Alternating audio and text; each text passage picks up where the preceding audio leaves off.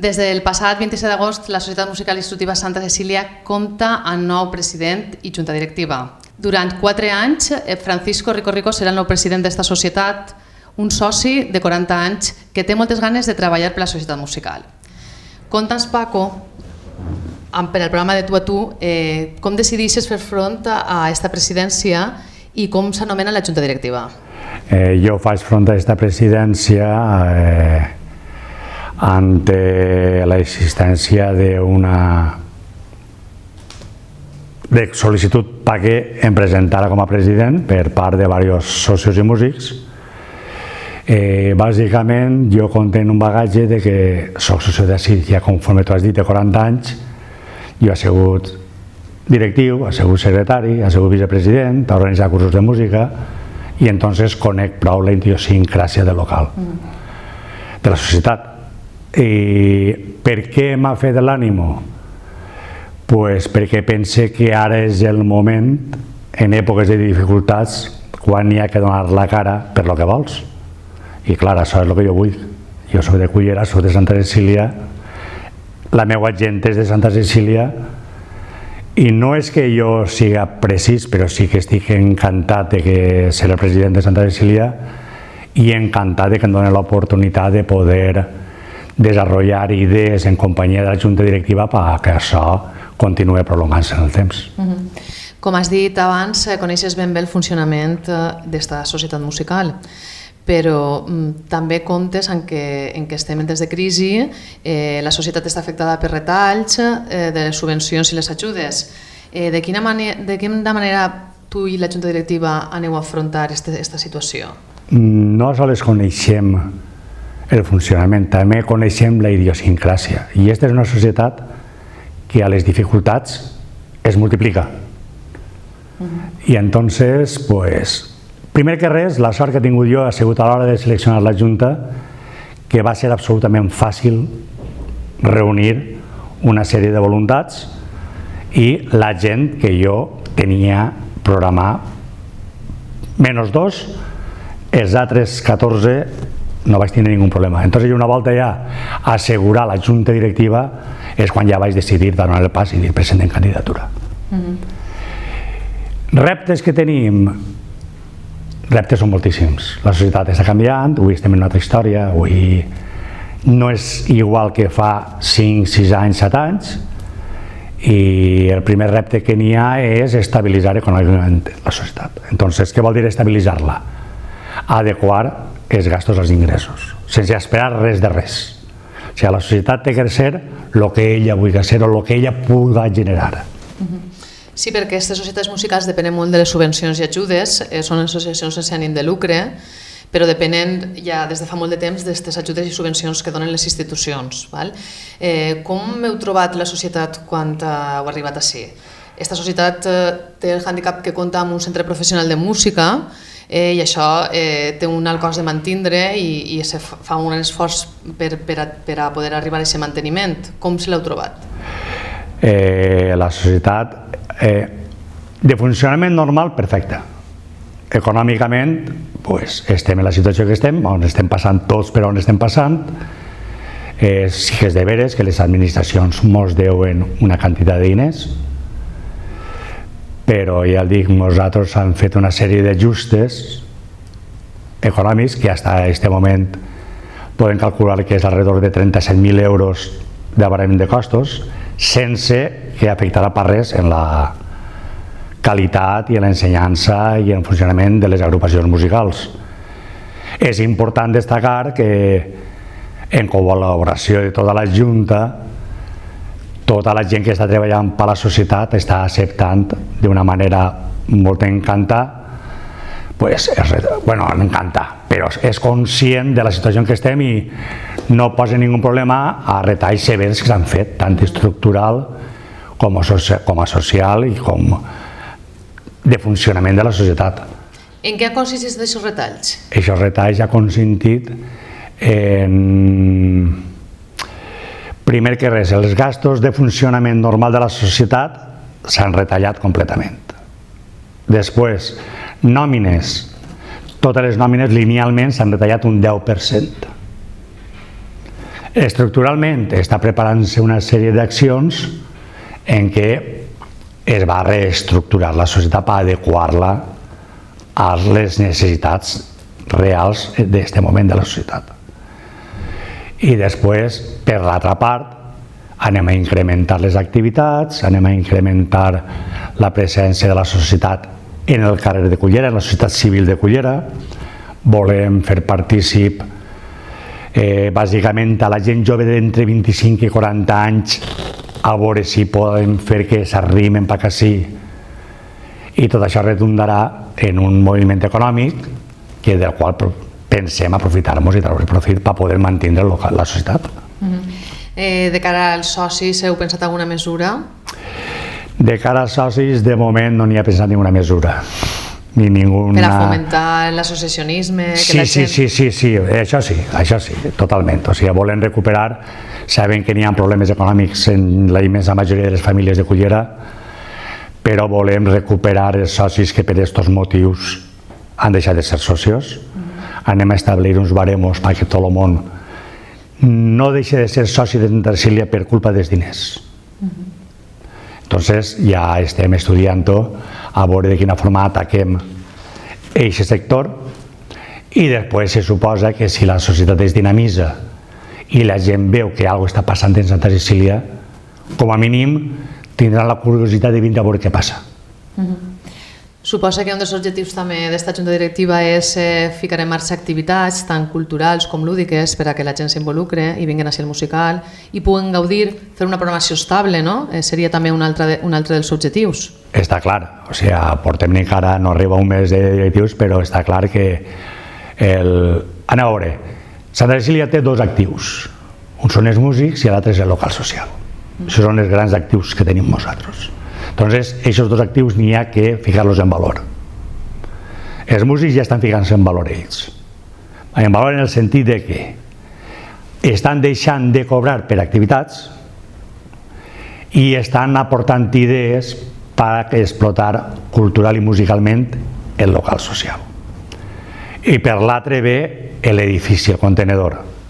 Cullera avui, jo penso que el millor lloc que n'hi ha perquè la gent pugui fer activitats lúdiques i culturals i socials és Santa Cecília. No és per res, no menos desprecia ningú, però l'únic local que compta en un auditori en 450 places i en un local social per vora de 600 persones en Cullera, i crec que en la comarca n'hi haurà poquets. I entonces tot això tenim que ficar-ho en valor per generar ingressos. En quant fem activitats programades, o sigui, sí, anem a fer una sèrie d'actes i de festes, però per tot el món, per tot el públic, des de la gent jove, gent major i gent més major. És a dir, que un altre dels objectius és potenciar l'auditori musical.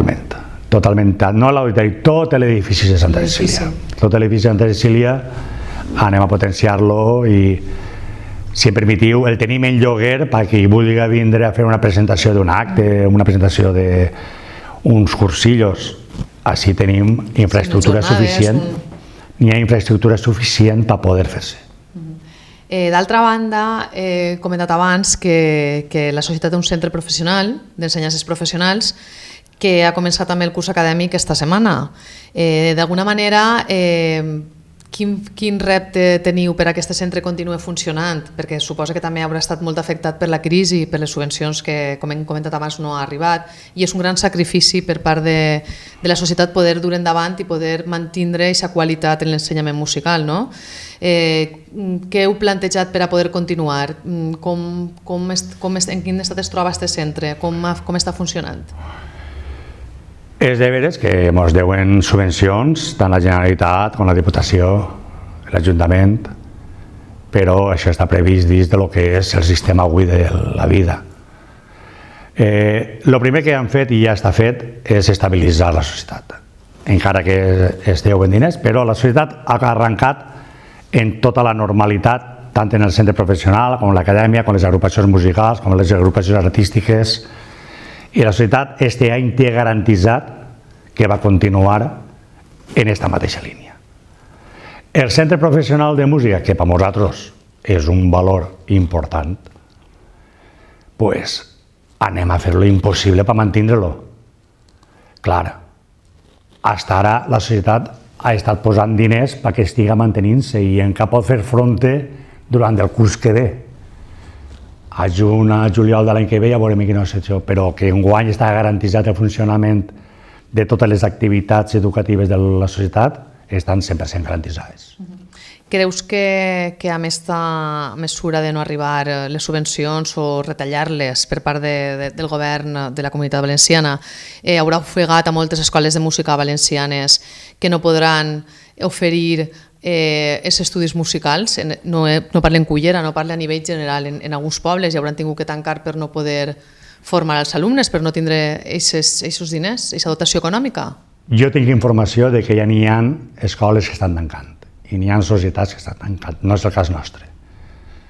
També és de veres, jo soc de per si prou optimista i tinc compromès per part de totes les autoritats locals, provincials i de Comunitat Valenciana de que antes de final d'any, com a mínim el 70% del deute que tenim ens l'abonaran.